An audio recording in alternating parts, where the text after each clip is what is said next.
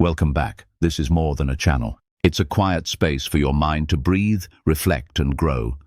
Here, every audiobook is chosen not just to inform, but to awaken your inner strength and nourish your self-discipline. Let these timeless lessons become your compass, guiding you toward peace, purpose, and personal transformation.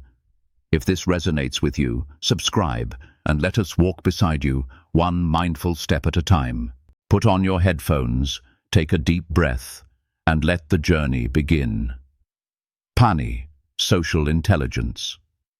Mastering the Psychology of Human Behavior. There was a moment, I will never forget it, when I walked into a room and felt like I was standing behind glass. Everyone was smiling, talking, connecting, but I could not find the rhythm. Their laughter came too easily. Their conversations moved too fast. I smiled, nodded, tried to jump in, but something in me stayed frozen. Not because I did not care, but because I did not know the rules of this invisible dance. I could hear the music, but I could not feel the beat. And when I left that night, it was not loneliness that hurt most. It was the quiet shame of not knowing how to belong. That moment was not rare. It was one of hundreds scattered across years, moments when I said too much or too little, when I laughed a second too late, or misunderstood the mood entirely. I read books, practiced lines, studied body language, but nothing seemed to click, and slowly I began to wonder, what is it that some people have? That effortless ability to navigate rooms, build trust, calm tension, inspire others, not with status, but with presence. That ability to understand what is happening beneath the surface. To connect in a way that feels effortless, but leaves others changed. That was the question that birthed this book. And if you are here, chances are you have felt that same hunger, not to manipulate others, but to finally understand them, not to perform in social settings, but to feel at home inside them. This book is not about charm or charisma. It is not about getting people to like you. It is about power, not the loud kind, the real kind, the kind that comes from knowing yourself so well. You stop reacting to everything, the kind that lets you walk into any room and read the emotional landscape like a map, the kind that helps you hear what is not being said. That is social intelligence, not manipulation, not games, but mastery. And it begins here. If you stay with me to the end of this journey, I promise something will shift in you. You will begin to see people differently. You will hear their words, yes, but more than that, you will sense the energy behind them. You will feel the difference between someone smiling from joy and someone smiling from fear. You will notice how quickly tension rises in a room and how to lower it without saying a word. You will begin to sense what people need, even before they ask. And perhaps most importantly, you will start to understand yourself. Why you do what you do. Why certain people trigger you. Why you shrink in some rooms and expand in others. This book is not just about reading others, it is about rewriting your own story. The core philosophy of everything you are about to hear is this. Human behavior is not random. It is patterned, predictable, emotional before it is logical. People are not hard to understand. They are hard to notice. We miss them not because they are hiding, but because we are too distracted, too reactive, too caught in our own patterns to see theirs. Social intelligence is the decision to wake up, to stop living on autopilot, and start observing with compassion. It is the discipline of awareness, the courage to hold a mirror to others without judgment and to yourself without shame. What you're about to learn is not theory, it is practice. It is insight drawn from real conversations, broken relationships, unspoken tensions, and transformative moments. You will not get a list of tricks. You will get a new way of seeing. And when you change the way you see, you change the way you live. This is not a book you consume. This is a book that consumes you until you are no longer who you were when you started. So, let us begin. Let us begin with the small moments, the way someone's eyes shift when you mention a certain name, the way a friend suddenly changes tone when asked how they are, the way your own body tightens when someone disagrees with you. These are not just reactions.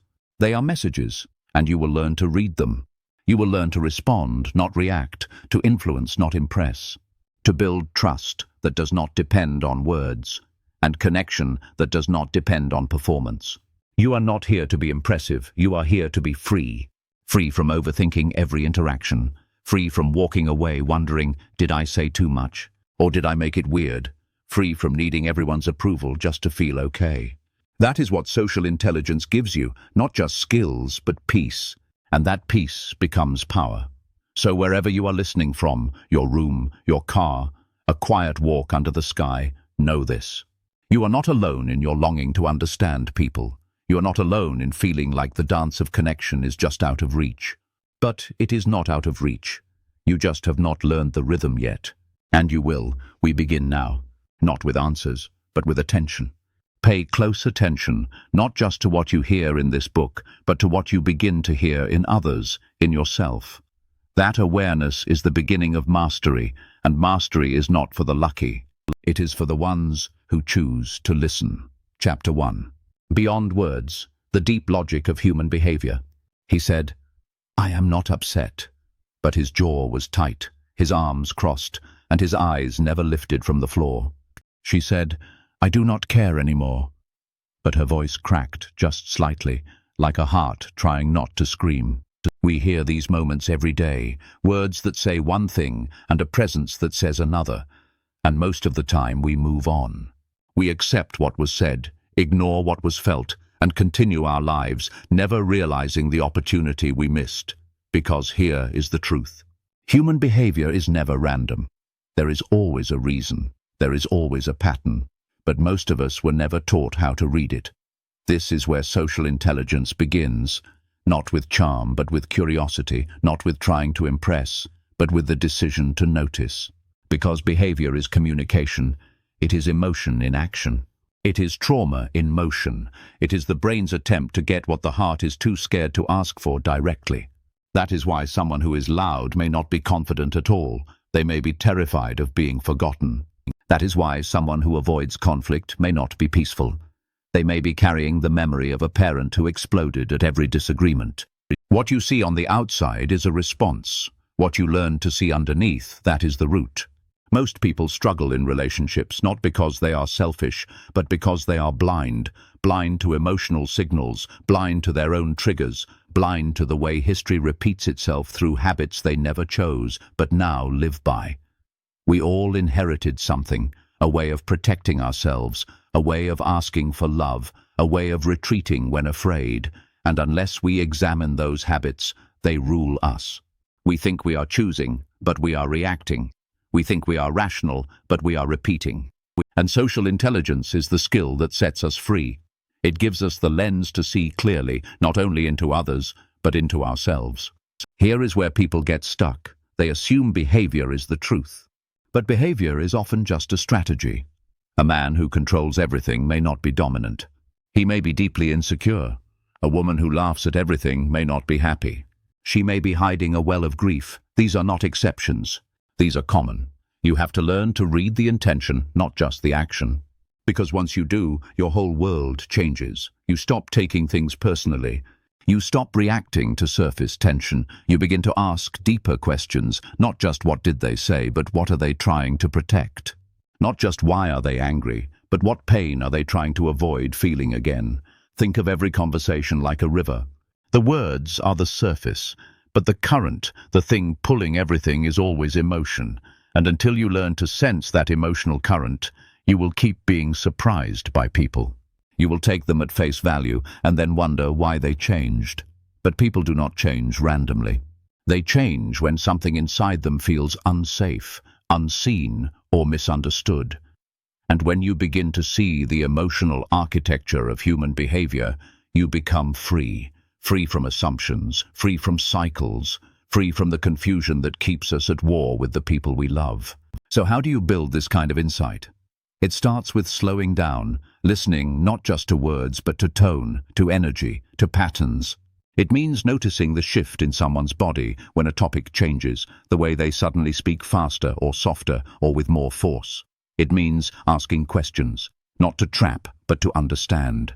That seems to hit something. What's there for you? It means creating space where truth is not punished and silence is not mistaken for peace. And yes, it takes effort.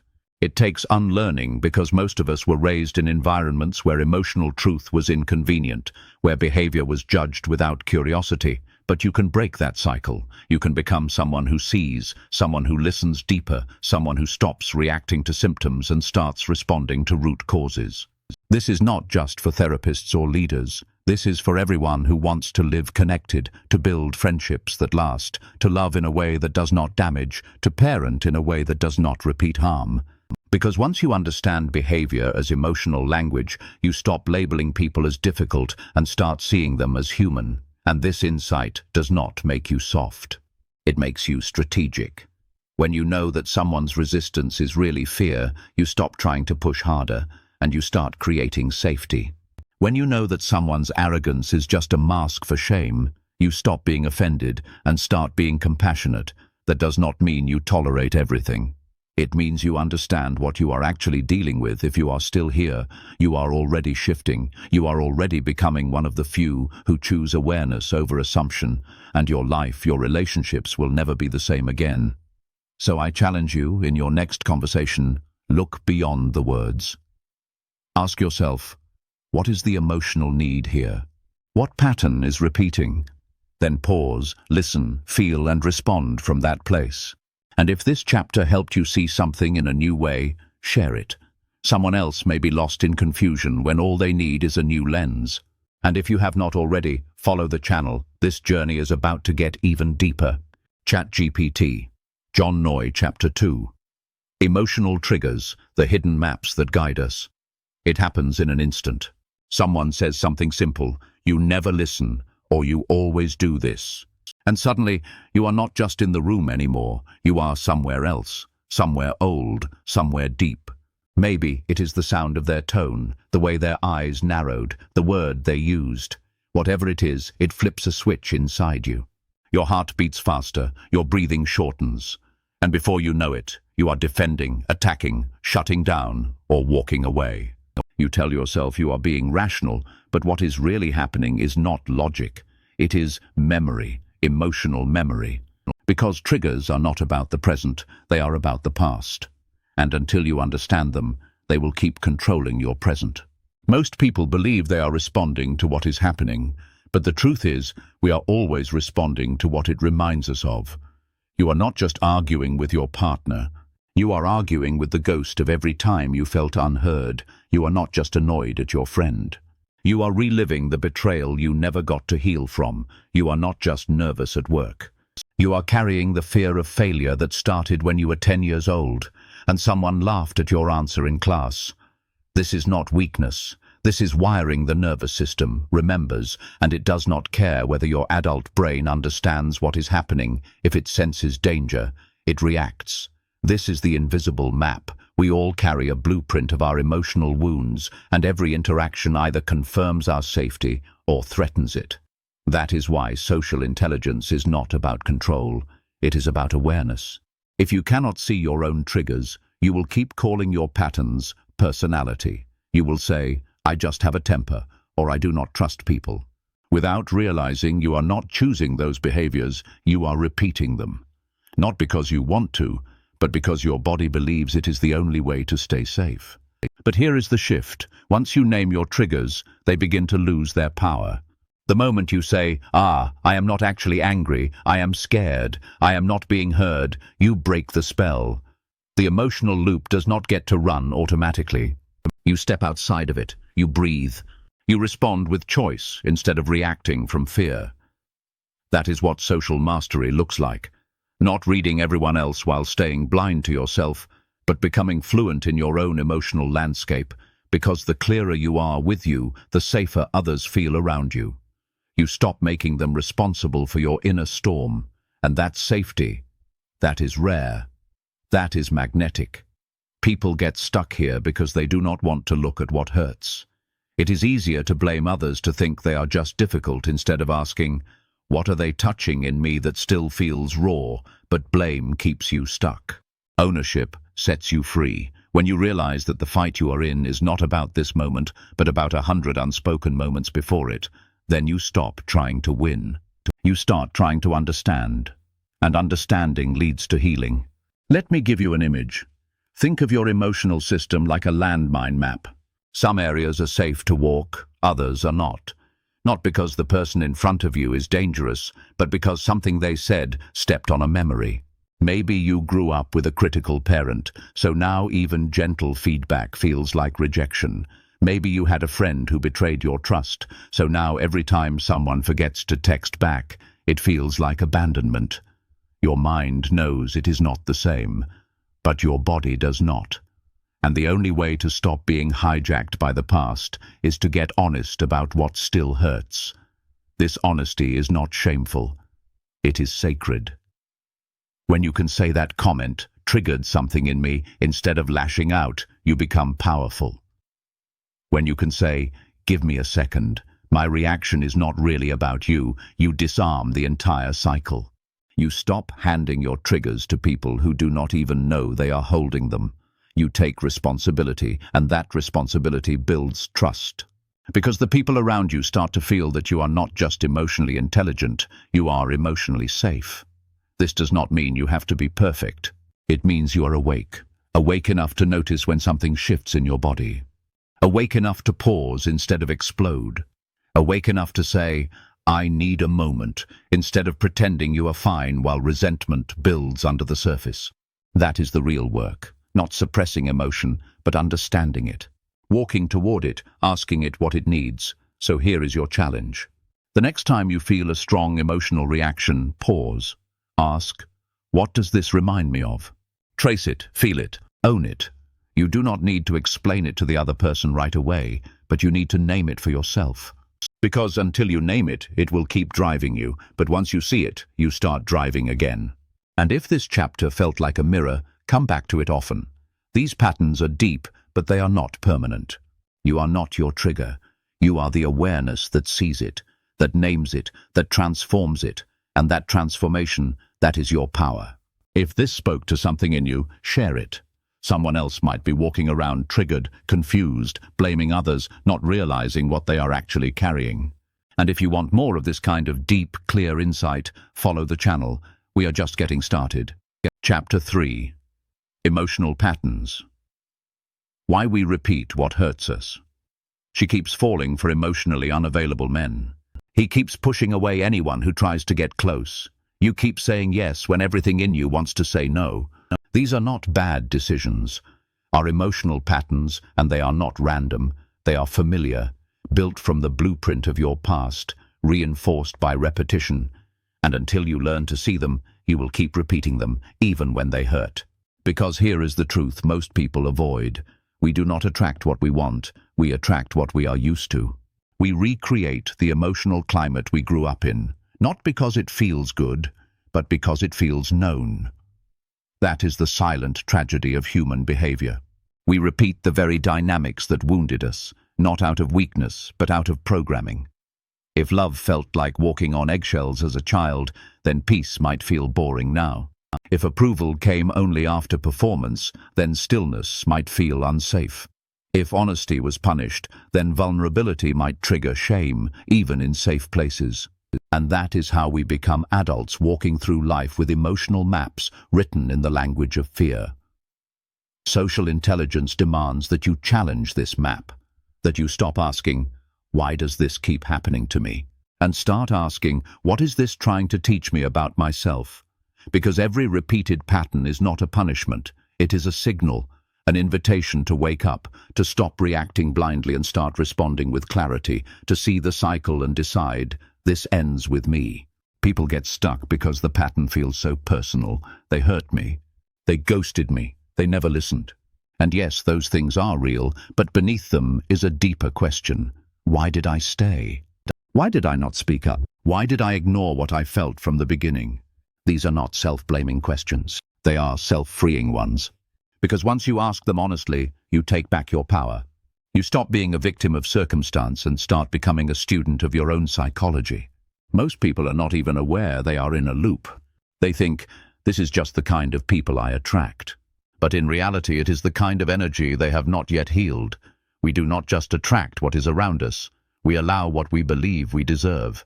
And if your nervous system is calibrated to chaos, then calm will feel foreign. You will sabotage peace because your body thinks peace is the danger. That is how deep this goes. But the good news is this: what was learned can be unlearned. What was repeated can be rewritten. Start by noticing. What kinds of people do you keep inviting into your life? What roles do you keep playing? Rescuer, caretaker, avoider, controller. What emotions feel most familiar? Shame, anxiety, rejection. These are your emotional footprints. They tell the story of where you have been, but they do not have to decide where you go next. You get to change the script. You get to feel the pull of the old story and choose something new. Not because it is easy, but because your peace is worth the discomfort of growth. Let me be honest. Healing your emotional patterns will make you feel crazy at first because you are choosing new behavior in the face of old emotion. You are saying no when everything in you wants to fawn. You are staying present when everything in you wants to run. That tension, that is growth. That is rewiring, and it takes time. But every time you choose awareness over autopilot, you change your emotional GPS. You show your nervous system, we do not have to go there anymore. We are safe now. And when you do this consistently, the world changes. Not because the world changed, but because you did. You stop reacting. You start relating. You stop chasing people who cannot love you and start recognizing the ones who can. You stop being impressed by intensity and start being drawn to integrity. You begin to build a life that does not just look good, but feels safe, steady, honest. That is the reward. Not perfection, not control, peace. So today I challenge you. Name one emotional pattern you are ready to break. Just one. Write it down. Trace it. Where did it start? How has it shown up? What has it cost you? And most importantly, what would your life look like if you stopped repeating it? Sit with that vision. Let it become real in your body. Then take one small action today that aligns with that future. One different choice. One brave pause. One honest no. That is how patterns break. Not all at once, but moment by moment. If this chapter felt like truth, share it. Someone else might be living the same loop, waiting for someone like you to say, you can change this, and follow the channel if you are committed to living awake, emotionally, relationally, spiritually. The work is deep, but the freedom is deeper. Chapter 4. The Unseen Language. Reading people without words. There is a kind of conversation that never touches the mouth. It happens in glances, in pauses, in the subtle shifts of breath and posture.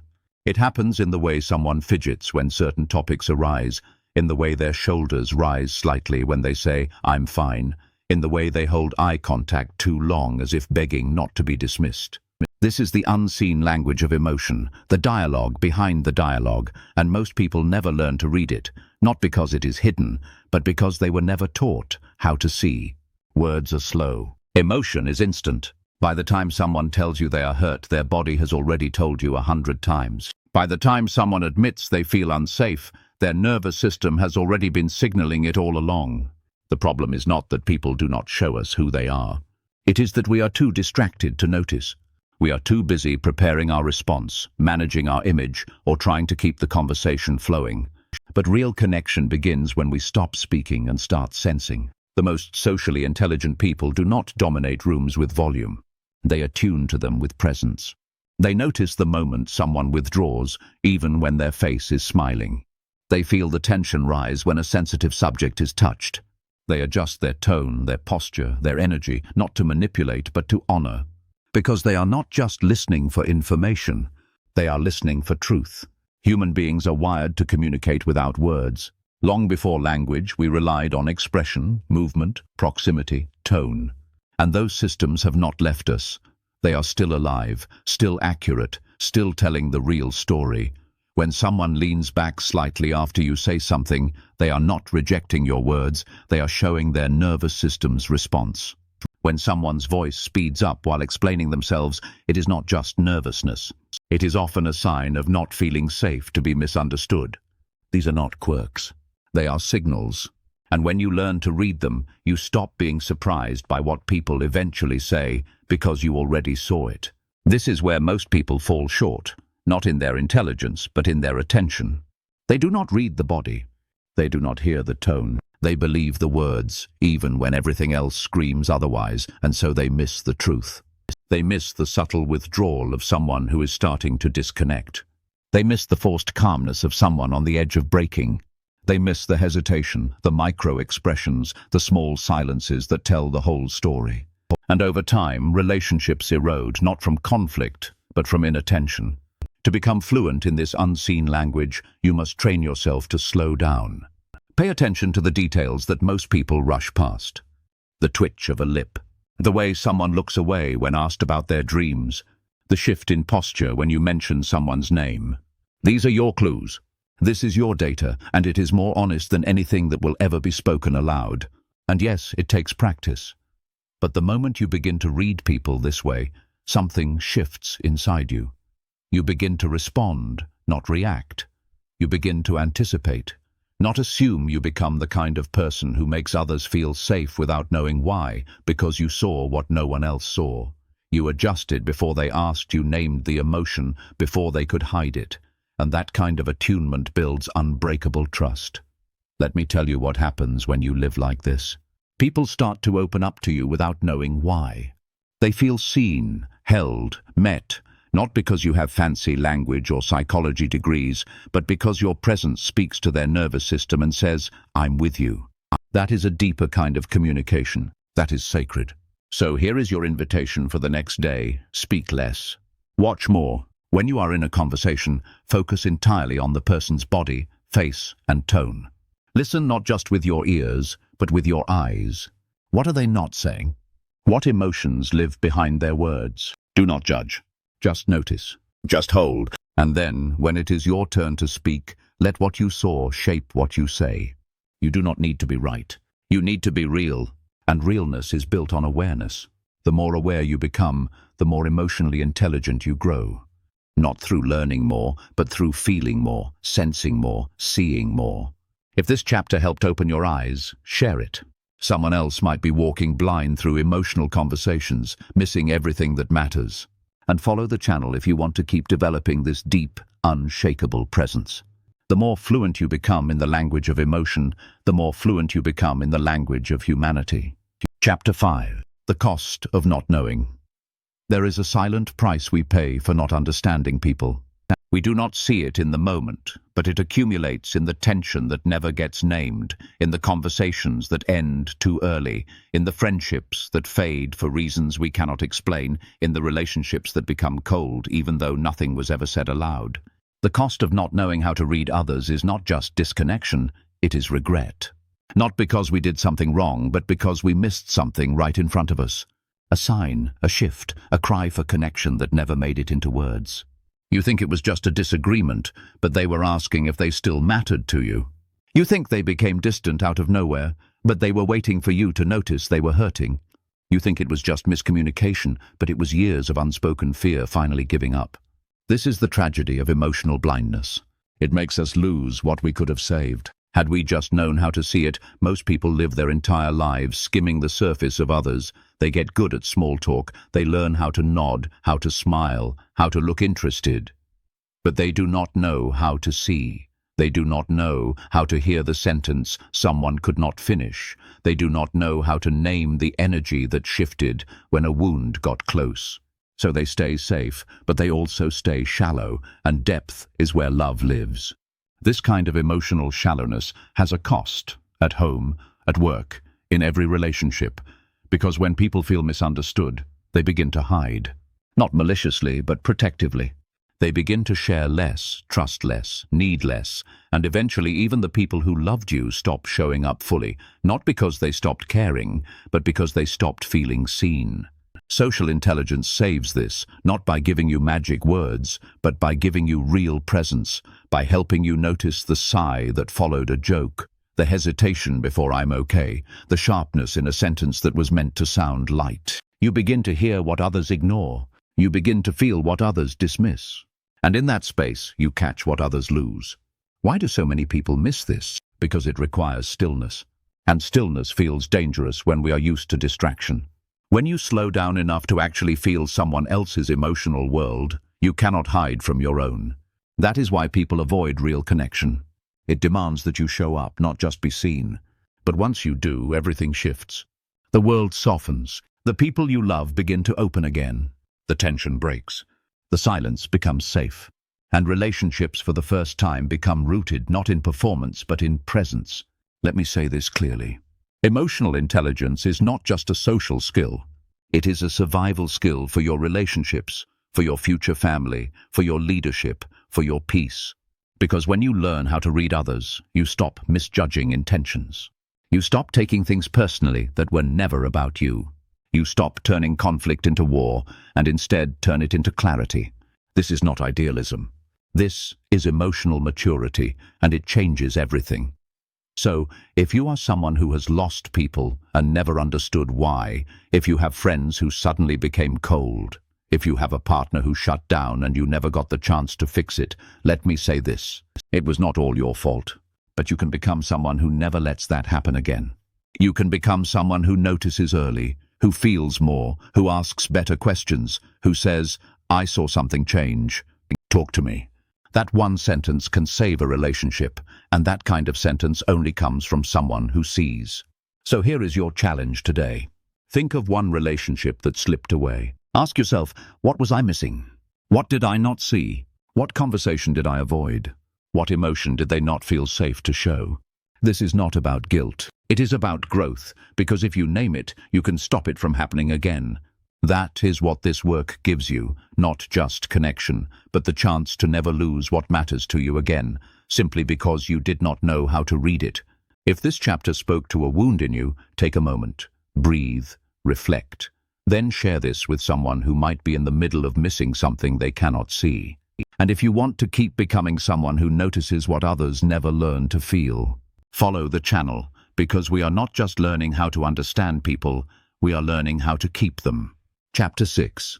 The Power of Emotional Precision. People say things like, "I feel bad," or "this makes me uncomfortable," or "I don't know, something just feels off." These are vague statements, but they are also cries for clarity. Underneath every "I don't know" is usually something deeply known, just not yet named. Because emotional pain, when it is not specific, cannot be solved. And social intelligence means helping others and yourself move from emotional confusion to emotional precision. What is emotional precision? It is the ability to name exactly what you feel, when you feel it, and why it is happening without drowning in it, without judging it, without suppressing it.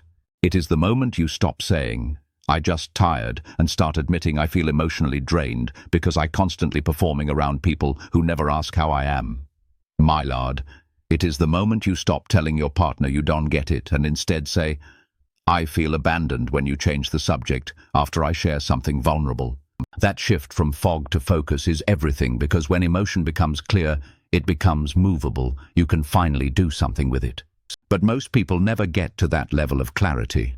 They live in vague emotional noise. They lash out without knowing why. They numb out with distractions. They call themselves overwhelmed when what they really are is angry or afraid or ashamed. And so the cycle continues because you cannot fix what you do not name. This is where social intelligence begins to unlock the next layer.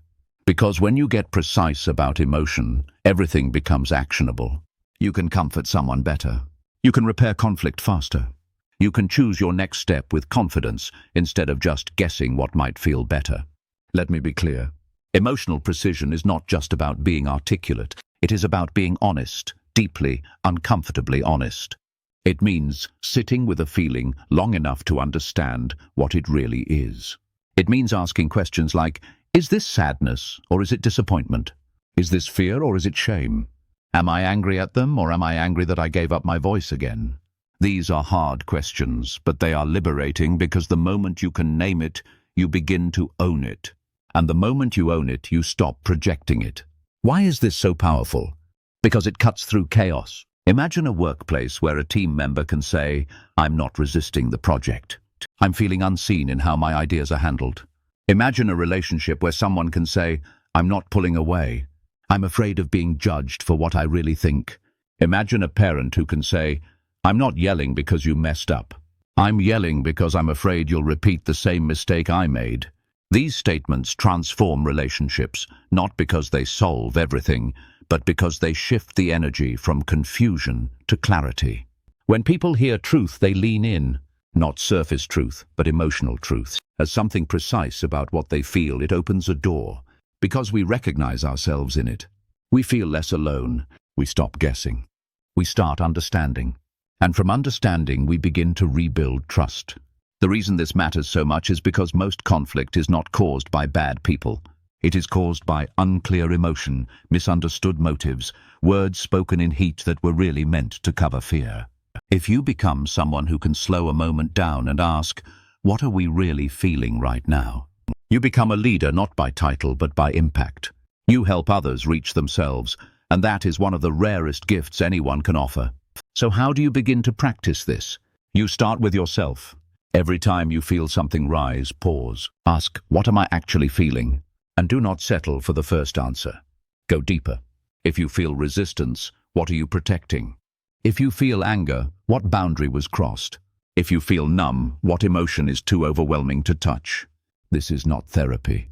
This is awareness. And awareness, practiced consistently, turns into wisdom. Then, once you learn to name it in yourself, begin to invite others to do the same.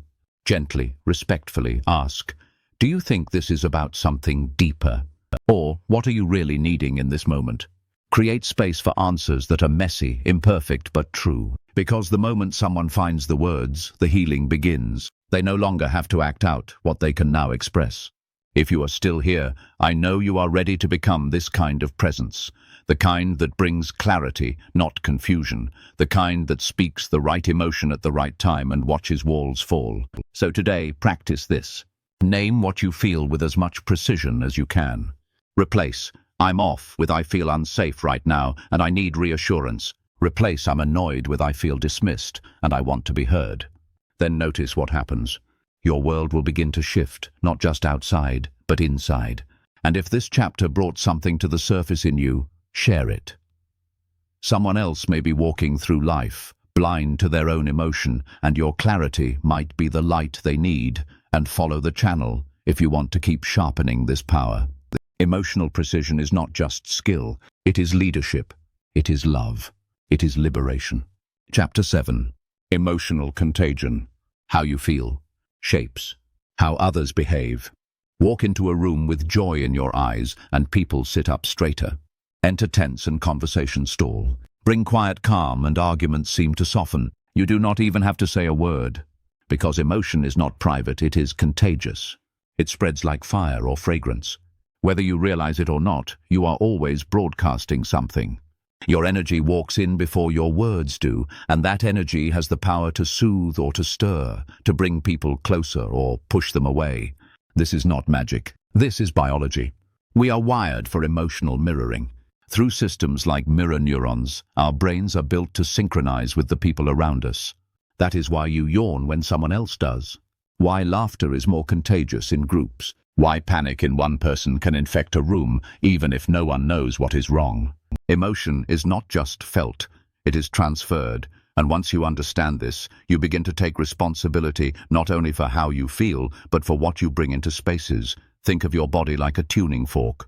When you are centered, others can calibrate to you. But when you are frantic, distracted, reactive, your nervous system becomes disruptive, and people either match your chaos or distance themselves to stay regulated.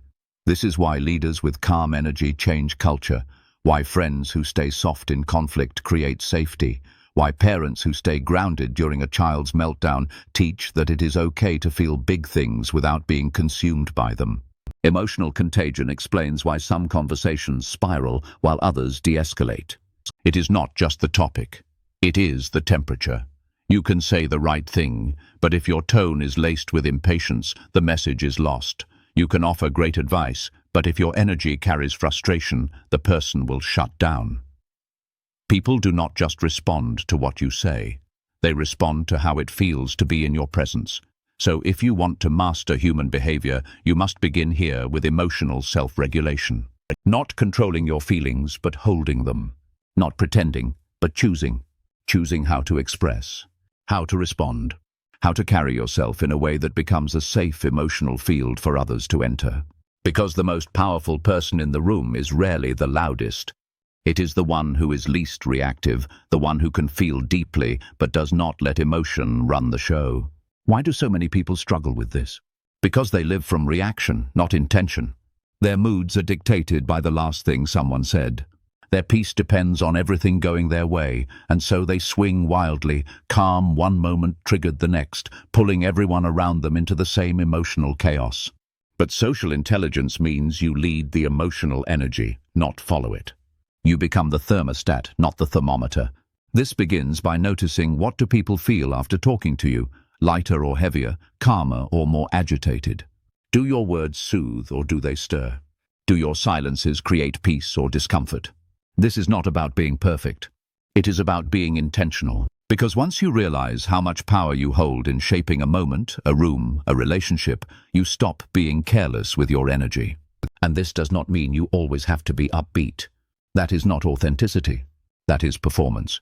Real emotional influence comes from congruence, when your inner state matches your outer expression, when you feel grief and bring tenderness, not collapse, when you feel anger and bring clarity, not aggression, when you feel love and bring presence, not pressure. That kind of congruence creates trust because people feel what I see is real. So here is your challenge before your next interaction. Pause. Ask yourself, what emotional energy am I about to bring into this space? Then choose it, consciously. If you are stressed, slow down. If you are tense, breathe deeper. If you are anxious, get still. Do not suppress, do not fake it, but do regulate, because your regulation gives others permission to regulate themselves. And if you want to know how powerful this is, think back to the last person who made you feel safe just by being around them. Maybe they said very little. Maybe they just listened, but something about their presence told your body, I can exhale here. That is what emotional leadership feels like, and you can be that person, not someday.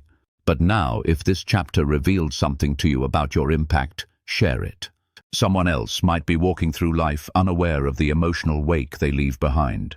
And follow the channel if you are committed to becoming a person who does not just feel deeply, but brings peace wherever you go. Chapter 8. The Art of Listening. Hearing what is not said. Most people do not listen. They wait to speak. They scan for a gap in the conversation where they can insert their story, their opinion, their experience. And while they wait, they miss everything. The quiver in the voice, the pause after a painful memory, the moment when someone reaches for words but cannot find them. This is where the truth lives, not in perfect sentences, but in the spaces between them. And if you do not learn how to listen beneath the surface, you will spend your life talking next to people instead of connecting with them. Listening is not hearing words. It is hearing emotions. It is tracking energy. It is feeling the moment shift and following it with your full attention. You cannot do this while distracted. You cannot do this while rehearsing your response. You can only do it by being fully present. And that kind of presence is rare. That kind of presence heals. Think about the last time someone really listened to you. Not just nodded politely, not just waited for their turn, but listened.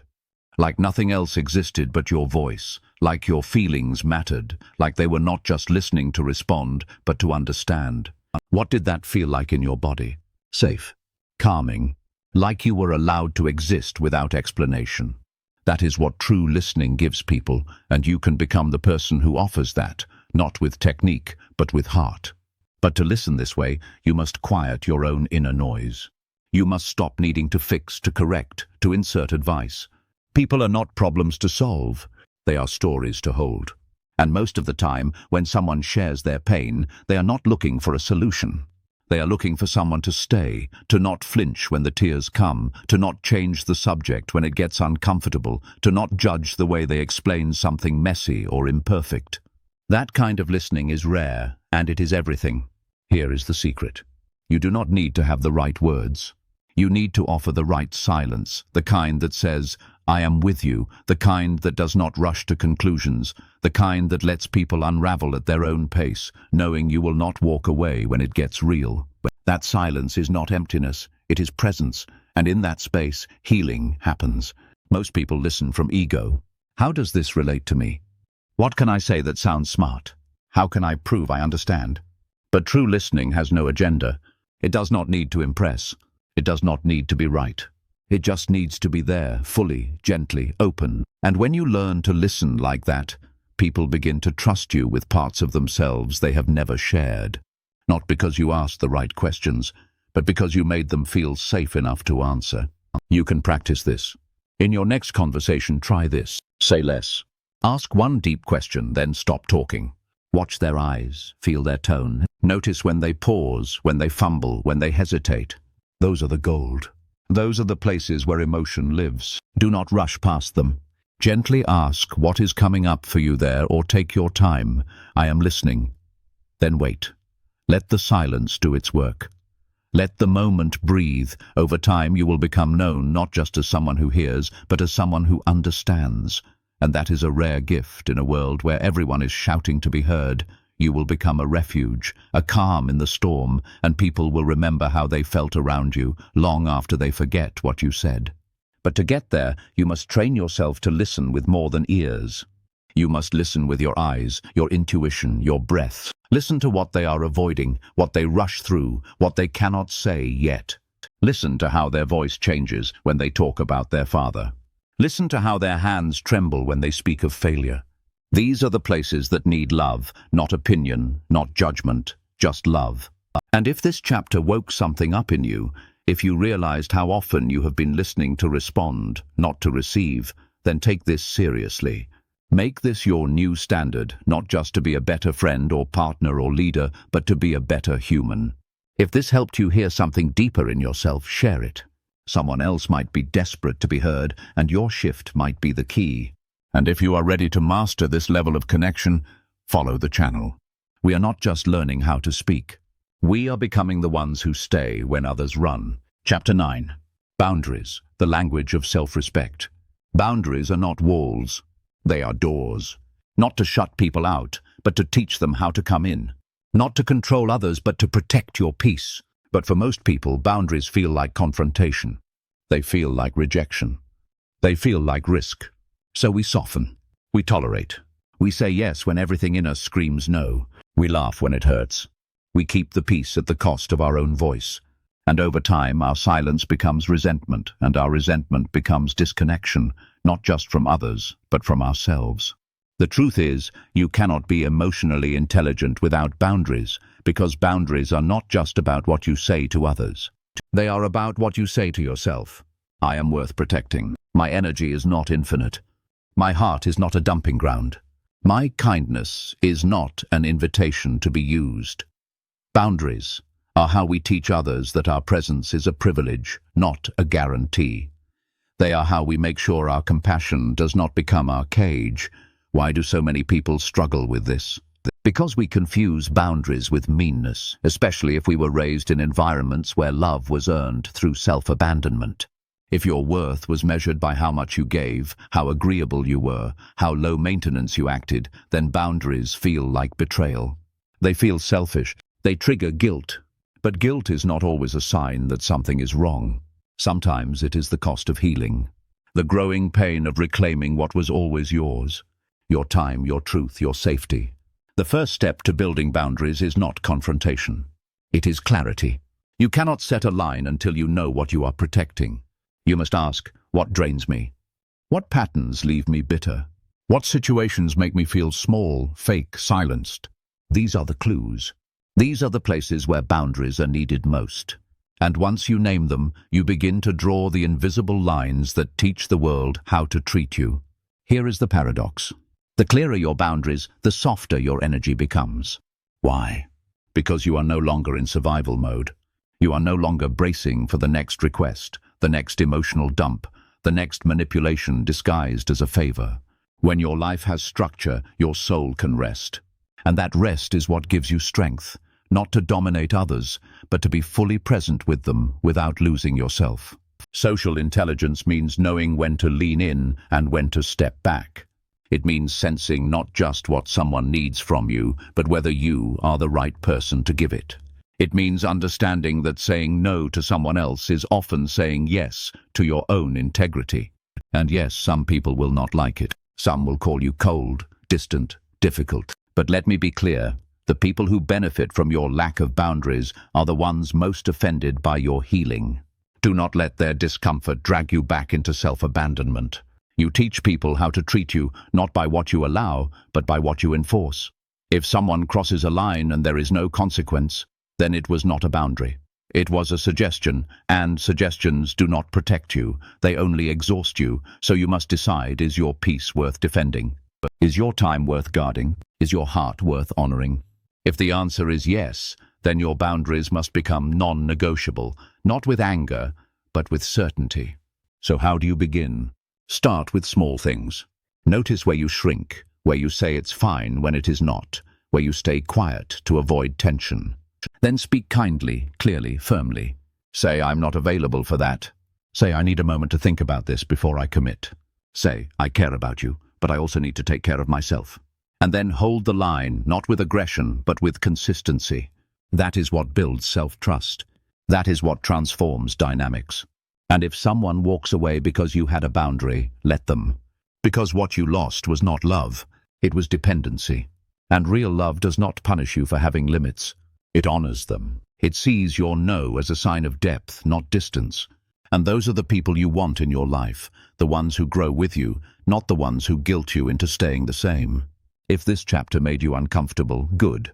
Growth begins where comfort ends, but let that discomfort turn into action. Name one place in your life where a boundary is needed, then speak it, write it, practice it. You do not need permission to protect yourself. You need courage, and that courage will rebuild your life from the inside out. If you felt the power of this message, share it. Someone else might be suffering in silence, mistaking burnout for loyalty. And if you are ready to live with both kindness and clarity, follow the channel. We are learning how to connect deeply without losing ourselves in the process. Chapter 10. Reading silence. What people say without speaking. Sometimes the most honest thing in the room is the silence. The pause after a question. The breath held too long.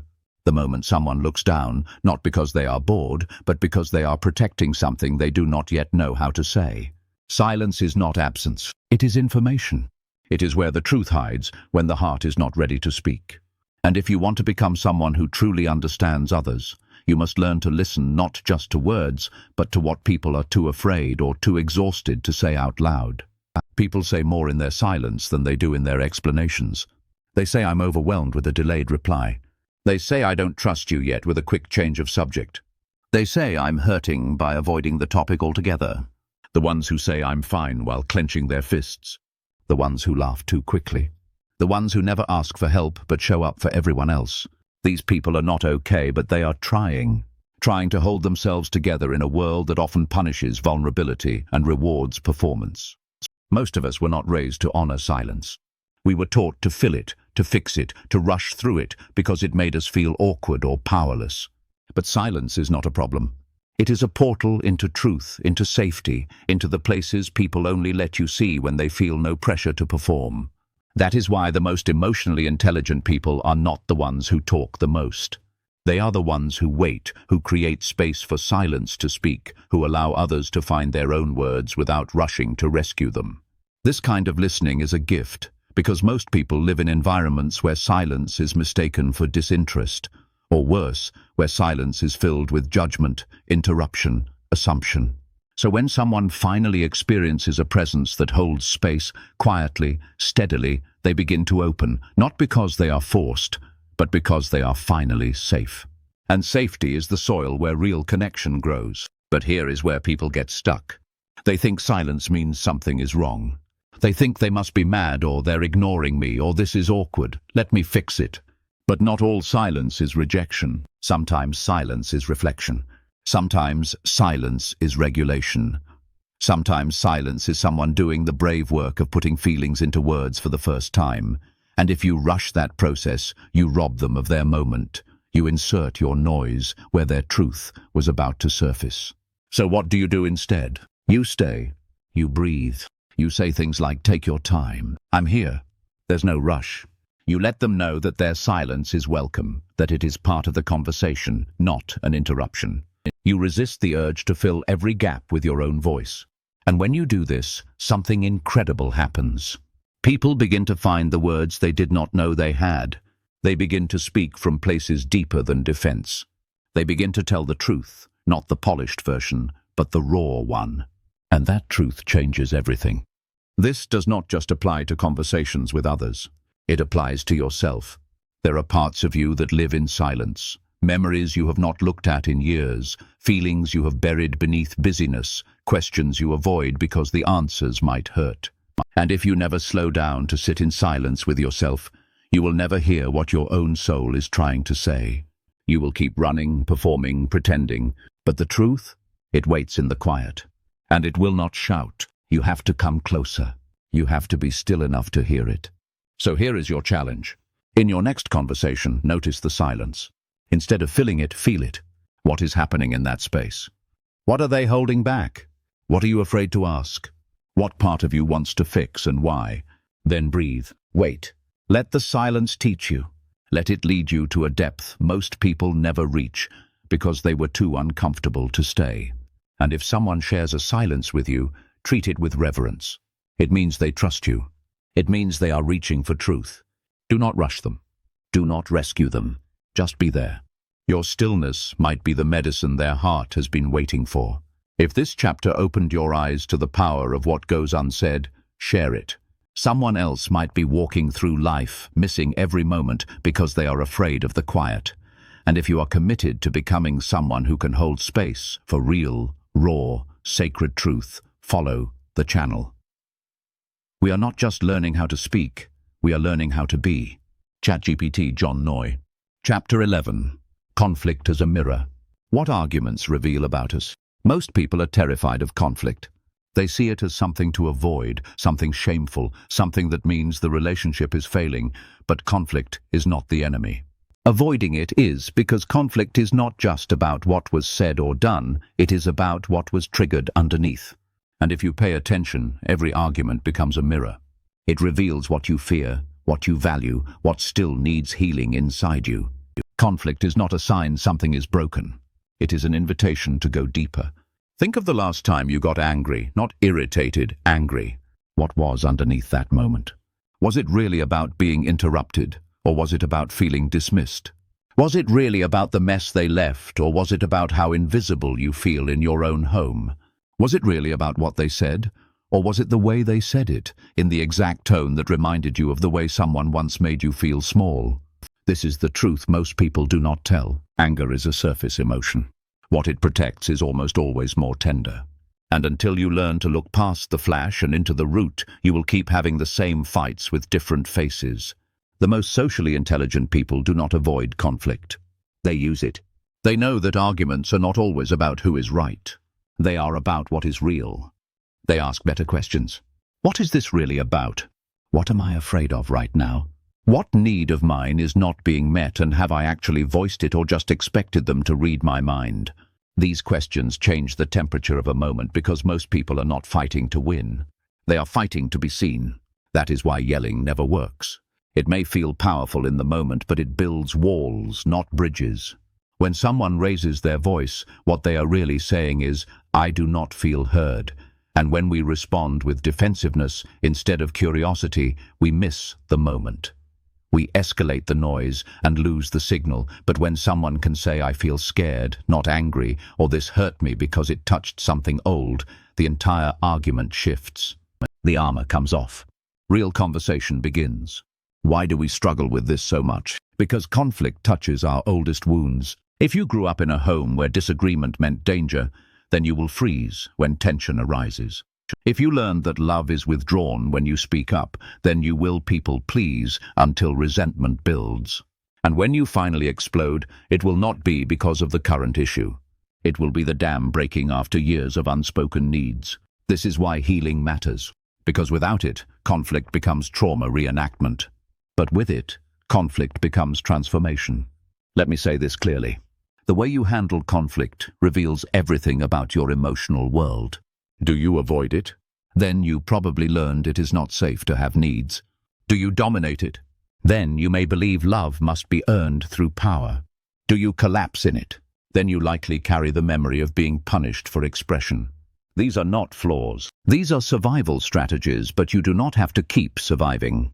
You can learn to relate instead. To do that, you must practice. The next time conflict arises, pause. Feel the heat in your body. Notice your impulse.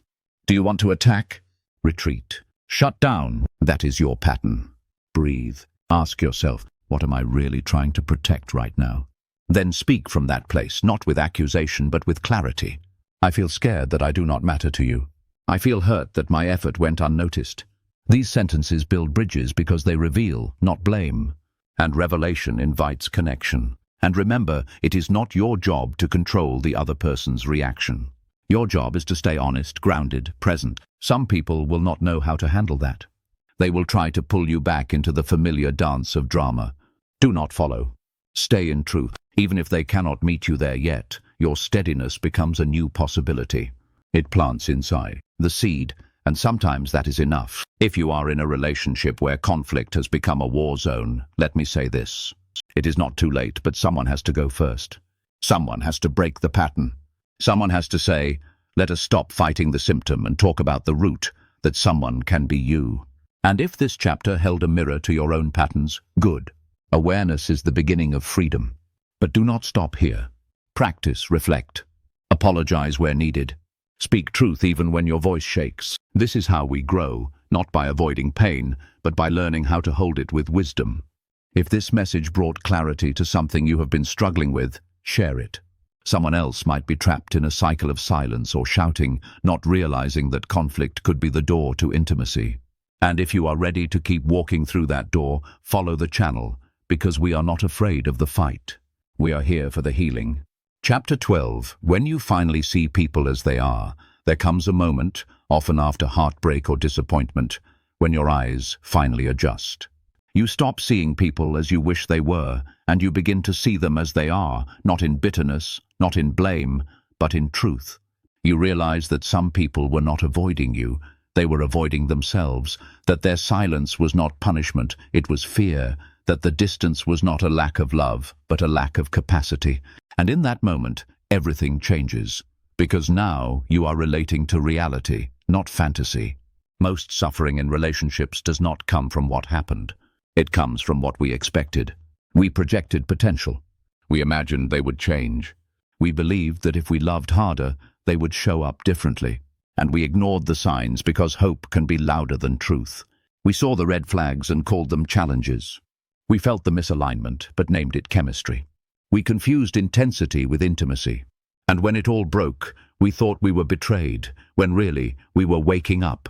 Social intelligence is not just about understanding others. It is about seeing clearly.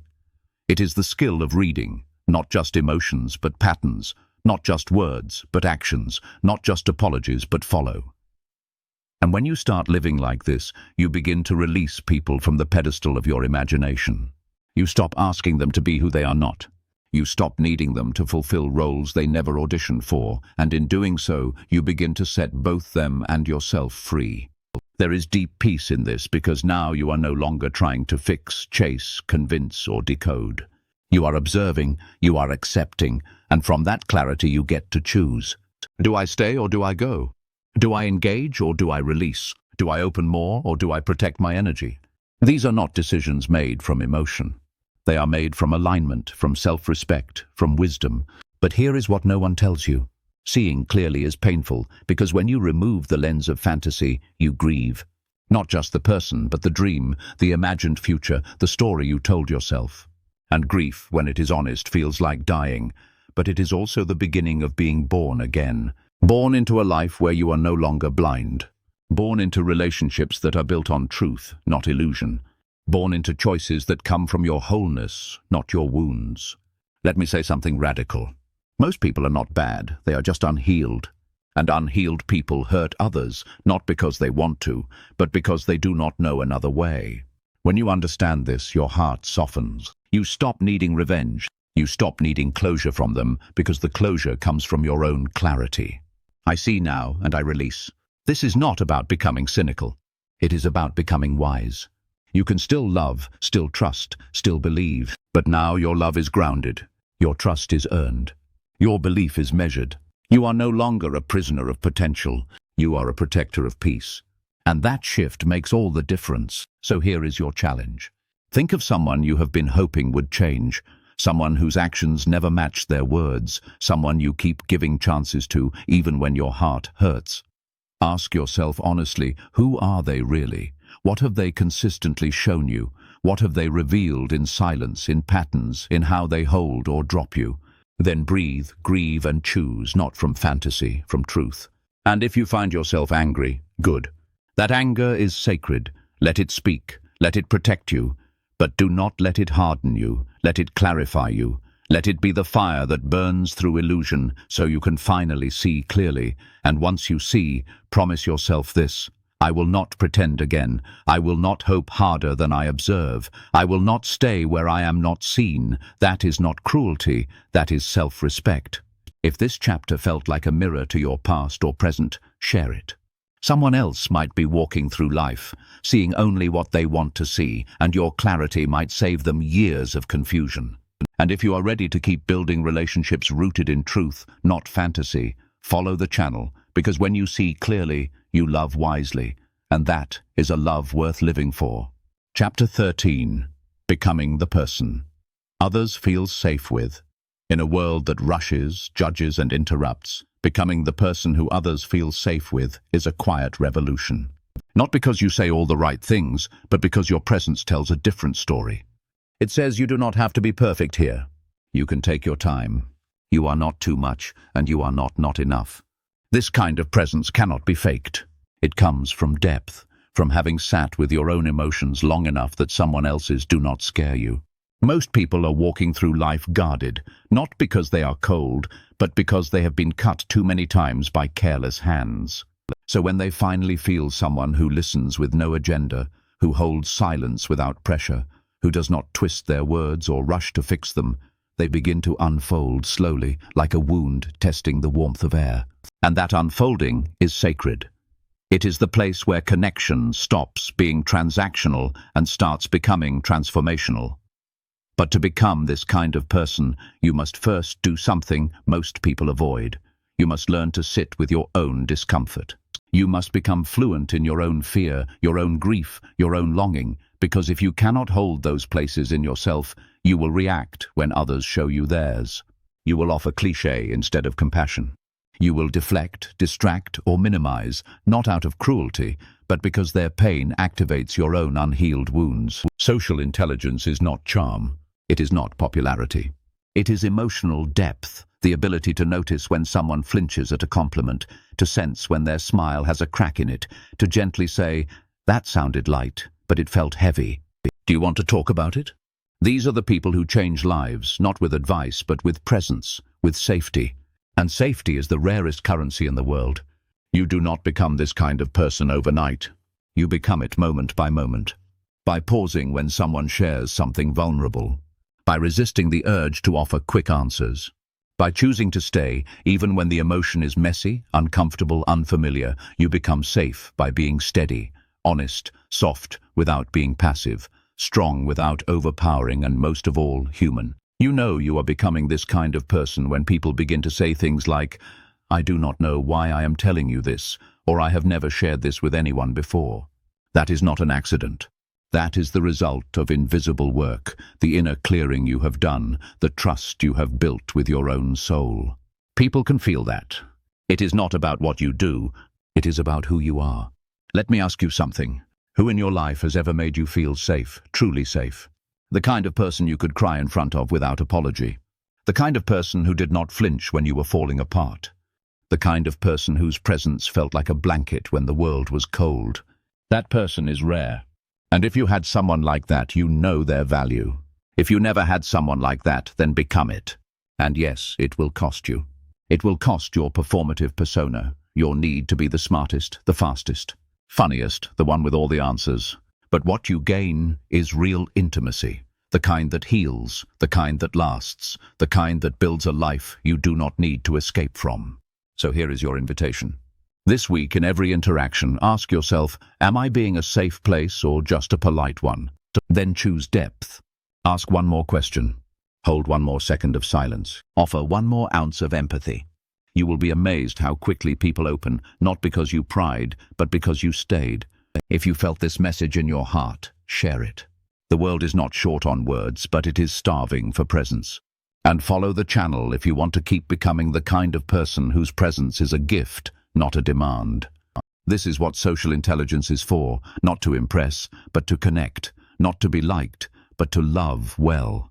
Mindset. Reset the standards that shape your connections. Take a breath. Now ask yourself, what have I been tolerating in my life, not because it aligns with who I am, but because it is familiar? That question alone can change everything, because most people do not live by standards, they live by patterns.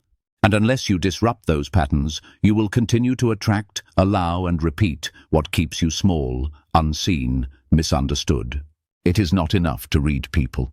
You must also read yourself, your habits, your defaults, your silent agreements with the pain you never challenged. If you have come this far, it means something inside you is waking up. It means you are tired of shallow conversations, tired of pretending, tired of asking for crumbs in places where you deserve the whole meal. And that exhaustion, that is sacred. That is the moment you are ready to rewrite your rules, not rules for others, rules for yourself about who you are, what you deserve, and what you will never explain away again. You do not need more strategies. You need new standards, not the kind you post on a wall, but the kind you bleed for, the kind you enforce, even when it is inconvenient, the kind that protect your peace, not your pride. So let us reset together, not by doing more, but by deciding differently. Decide that you will no longer chase emotional crumbs, that if someone cannot meet you with consistency, you will stop giving them unlimited access to your heart. Decide that I am busy is no longer a valid excuse for neglect, that if someone values you, they will make time. Decide that silence is an answer, and that when people stop showing up, you stop begging them to. That is not bitterness. That is clarity. Your standards are not about arrogance. They are about alignment. They tell the world, this is how I honor myself, and I expect to be met there. Not perfectly, not flawlessly, but honestly, consistently, with effort, with care. That is the minimum, because what you tolerate teaches. It teaches others how to treat you, and it teaches you what you think you deserve. So here is the shift. From emotional hunger to emotional integrity. From people-pleasing to self-honoring. From trying to be understood by everyone to deeply understanding yourself. You will lose people, but you will find yourself and the ones who remain. They will meet the real you, not the version you diluted to be liked. This reset also means taking full ownership of your presence. It means being the kind of person you once prayed someone else would be for you. It means no longer using your past as an excuse to remain emotionally unavailable. You are not just here to analyze people. You are here to connect deeply, fearlessly, intentionally. So write your standards down. Speak them. Live them. Let them be your filter. If someone is inconsistent, you do not adapt. You ask if they are aligned. If a space makes you feel small, you do not fight for it. You leave it. If your own voice starts to disappear in a relationship, you do not get louder, you get clearer. These are the small decisions that reshape your entire life. Do not mistake kindness for weakness. Do not confuse empathy with access. You can be soft and still be sharp. You can be generous and still have gates. You can love deeply and still walk away when your soul begins to shrink. That is maturity. That is power. That is freedom. So take this moment to reflect. What are 3 new emotional standards you will no longer negotiate? Write them. Feel them. Own them. And then walk into the next chapter of your life as someone who does not beg to be understood, but who lives with such clarity, people either rise to meet you or respectfully exit. Either way, you win. If this part gave you something real, something honest, something painful and liberating, share it. Someone else might be living under standards that were never theirs to begin with. And if you are ready to stop surviving emotional confusion and start leading with self-trust, follow the channel. The work is hard, but so are you. The final call, embody the change you once feared. There is a moment after all the reading, all the reflecting, all the hard-won insight where you must decide who you are going to be now. Not just what you know, not just what you believe, but how you move, how you speak, how you love, how you walk into rooms, into relationships, into silence. This is that moment, because knowledge without embodiment is just noise, and you did not come this far to stay the same.